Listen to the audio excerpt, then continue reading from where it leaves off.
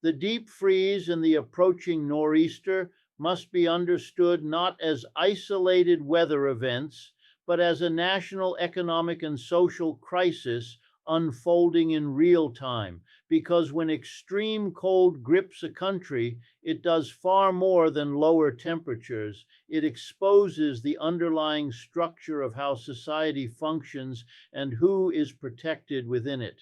Every degree that drops brings with it rising heating costs, stressed power systems, delayed transportation, closed schools, and disrupted workplaces, creating a chain reaction that touches nearly every sector of daily life. Families on tight budgets feel the impact immediately as energy bills climb while incomes remain unchanged, forcing painful trade offs between basic necessities. And this is not a rare emergency, but a repeating pattern that appears every winter season with increasing intensity. The social consequences are just as severe as the economic ones. Vulnerable populations such as the elderly, low income households, and those without stable housing face the greatest risks, turning cold weather into a matter of survival rather than inconvenience. Shelters become overcrowded, emergency services stretch thin, and community resources are pushed to their limits, revealing how unevenly safety is distributed across the population.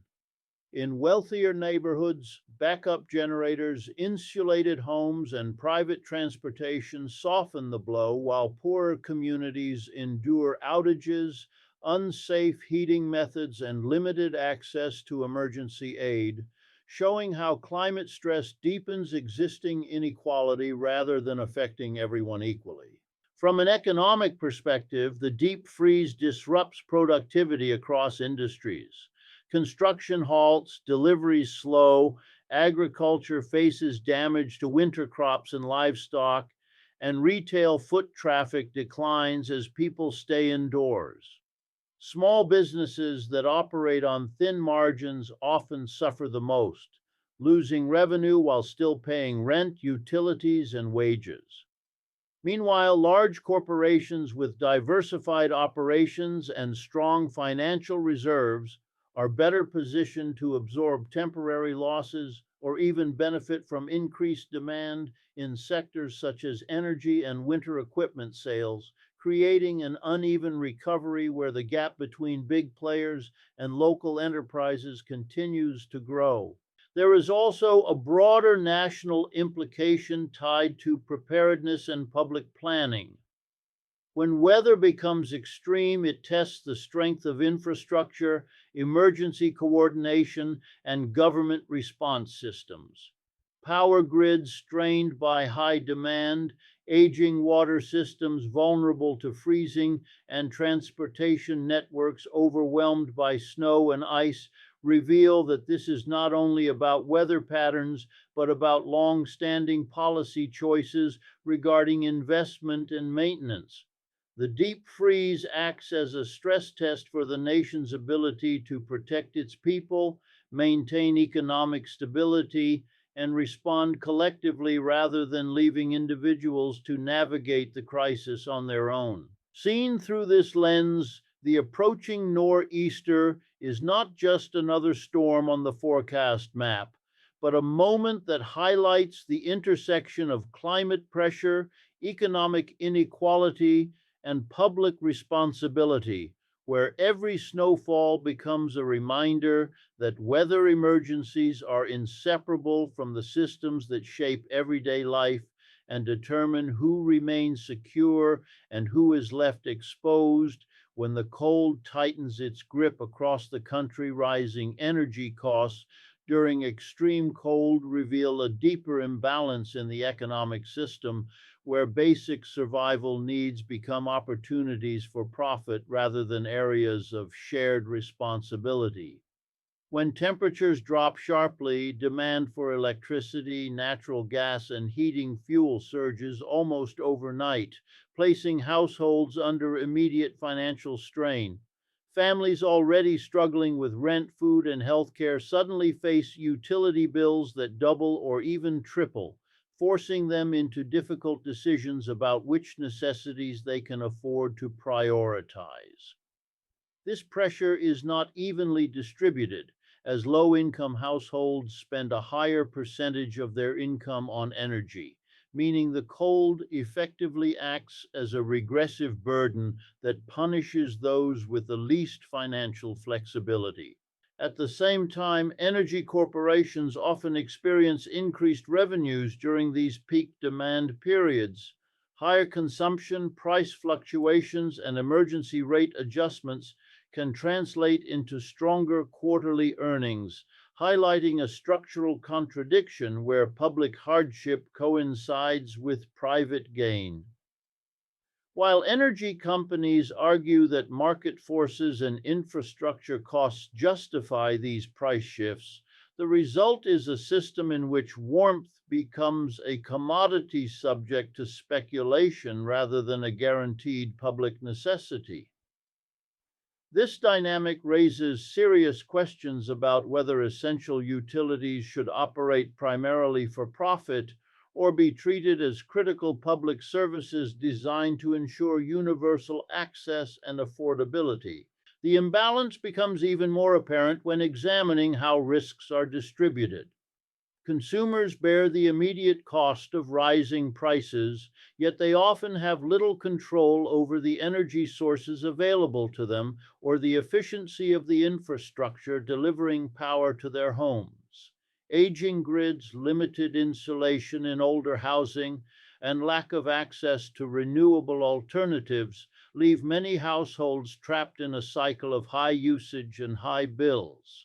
Meanwhile, corporate decision makers and shareholders are largely insulated from the direct consequences of service outages or price spikes, creating a disconnect between those who profit from the system and those who depend on it for survival. This pattern also exposes the broader political economy surrounding energy policy. Public subsidies, tax incentives, and regulatory protections frequently benefit large energy producers, while programs designed to assist struggling households with utility costs remain underfunded or temporary.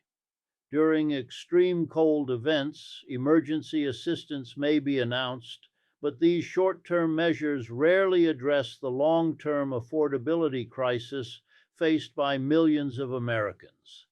Instead of building a resilient and equitable energy system, the focus remains on managing immediate fallout while preserving existing profit structures. As the deep freeze intensifies demand and the threat of a nor'easter looms, the contrast between corporate stability and household vulnerability becomes sharper, revealing a system where economic power shapes who stays warm and who is forced to endure the cold under the weight of rising bills and limited choices. The deep freeze and the looming nor'easter expose the fragility of national infrastructure and the consequences of decades of underinvestment in public systems that are essential for daily life. Power grids strain under record demand, aging transmission lines fail under the weight of ice and snow, and substations become vulnerable to overloads, leading to rolling blackouts that leave entire neighborhoods without heat or light. These failures are not random accidents of nature, but predictable outcomes of infrastructure built for a different era, now forced to operate under increasingly extreme climate conditions without the necessary upgrades or modernization. Transportation networks face similar challenges. Snow-covered highways, frozen rail switches, and grounded flights disrupt the movement of people and goods, creating ripple effects across regional and national economies. When trucks cannot deliver food, fuel, and medical supplies on time, shortages emerge and prices rise, adding another layer of pressure to communities already dealing with the cold. Public transit systems relied upon by millions of workers often experience delays and service reductions, limiting access to jobs, healthcare, and emergency services, and disproportionately affecting those who do not have private transportation options. Water and sanitation systems also come under stress during extreme cold. Frozen pipes burst, treatment facilities struggle to maintain operations, and entire neighborhoods can lose access to clean water. These disruptions are not only inconvenient, but pose serious public health risks, especially for hospitals, schools, and elder care facilities that depend on reliable water supply. The cost of repairing this damage is frequently shifted to local governments and taxpayers, further straining municipal budgets that are already limited by reduced revenue and competing public needs. What makes these infrastructure failures particularly troubling is that they reflect long-standing policy choices. For years, public investment in maintenance and modernization has lagged behind actual needs, while short-term budget priorities and political gridlock have delayed large-scale upgrades. Instead of building resilient systems capable of withstanding extreme weather, many communities rely on temporary fixes and emergency repairs that address symptoms rather than root causes. This approach creates a cycle where each new storm brings familiar disruptions, escalating repair costs, and renewed public frustration without meaningful long-term improvement. The deep freeze acts as a stress test that reveals not only physical weaknesses in roads, power lines, and water systems, but also institutional weaknesses in planning, coordination, and accountability. When agencies struggle to communicate, emergency responses become fragmented and resources are unevenly distributed, leaving some communities better protected than others. The result is a patchwork of preparedness across the country, where resilience depends more on local wealth and political influence than on a unified national strategy. As the Noreaster threatens to intensify these pressures, the nation is confronted with the reality that outdated infrastructure and insufficient public investment turn natural weather events into widespread economic and social disruptions that ripple far beyond the snowfall and ice storms themselves. Political responses to extreme winter weather often reveal a pattern of short-term thinking that prioritizes immediate damage control over long-term resilience and structural reform. When a deep freeze or a nor'easter approaches, officials rush to issue emergency declarations, mobilize disaster funds, and deploy temporary relief measures designed to stabilize the situation for a few days or weeks. While these actions are necessary to address urgent needs, they rarely confront the deeper issues that make communities vulnerable in the first place. The focus tends to remain on reacting to the crisis rather than preventing the next one, creating a cycle where each storm is treated as an isolated event instead of part of a larger and more predictable pattern of climate stress. This short-term approach is shaped by political incentives that favor visible, immediate action over long-term investment.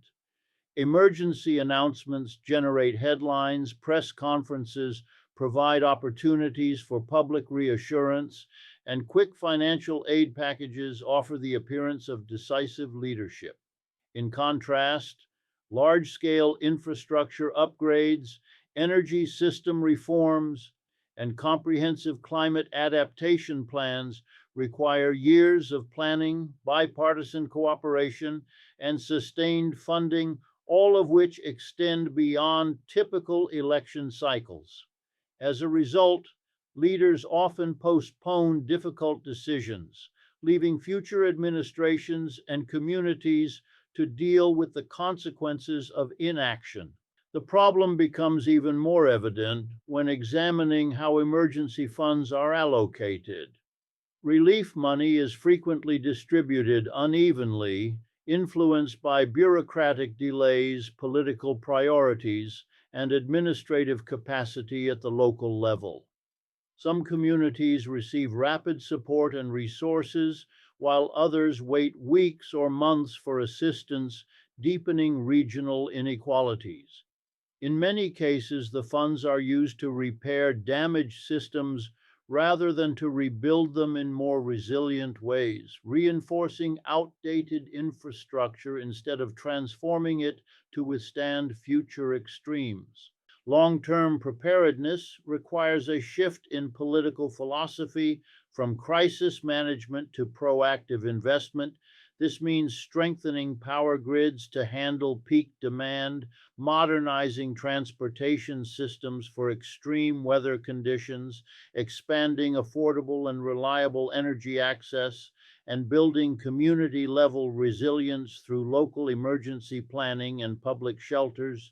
It also involves integrating climate science into policy decisions, ensuring that urban development, housing standards, and public works projects are designed with future risks in mind rather than past averages. Another critical aspect is public trust and communication. When governments repeatedly fail to deliver lasting solutions, citizens become skeptical of official promises and less likely to cooperate during emergencies. Clear, transparent, and consistent messaging about risks, preparedness, and long-term strategies can help rebuild confidence and encourage collective action. Without this trust, even well-designed policies struggle to achieve their intended impact, as communities remain disconnected from decision-making processes. As the deep freeze tightens its grip and the threat of a nor'easter grows, the contrast between short-term political responses and the urgent need for sustainable preparedness becomes increasingly clear, highlighting a crossroads where leaders must choose between repeating familiar patterns of reaction or committing to a future built on resilience, foresight, and public investment. Essential workers stand at the center of every winter crisis, forming the invisible backbone that keeps society functioning while much of the population shelters indoors. During a deep freeze and the threat of a nor'easter, utility crews work around the clock to restore power, repair damaged lines, and stabilize energy systems under dangerous conditions. Healthcare workers travel through icy roads to ensure hospitals remain staffed and operational, treating patients affected by cold exposure, accidents, and weather-related illnesses. Delivery drivers, public transit operators, sanitation workers, and emergency responders continue their duties despite heightened risks, demonstrating that the continuity of daily life depends heavily on labor performed under pressure and uncertainty. Despite their critical role, these workers often face inadequate compensation and limited protections. Many essential employees earn modest wages that do not reflect the physical and emotional demands of working in extreme weather. Hazard pay is inconsistent, benefits vary widely, and job security is not guaranteed, even as expectations rise during emergencies.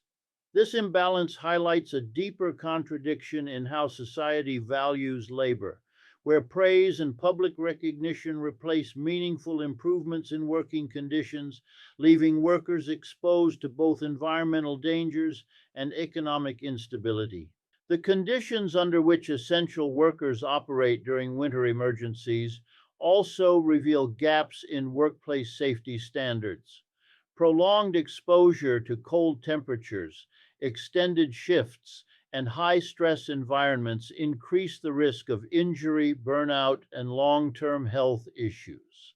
Yet many workplaces lack sufficient protective equipment, rest periods, or mental health support, forcing employees to rely on personal resilience rather than institutional safeguards. When storms intensify, these risks multiply, turning routine responsibilities into hazardous tasks that test both physical endurance and emotional strength.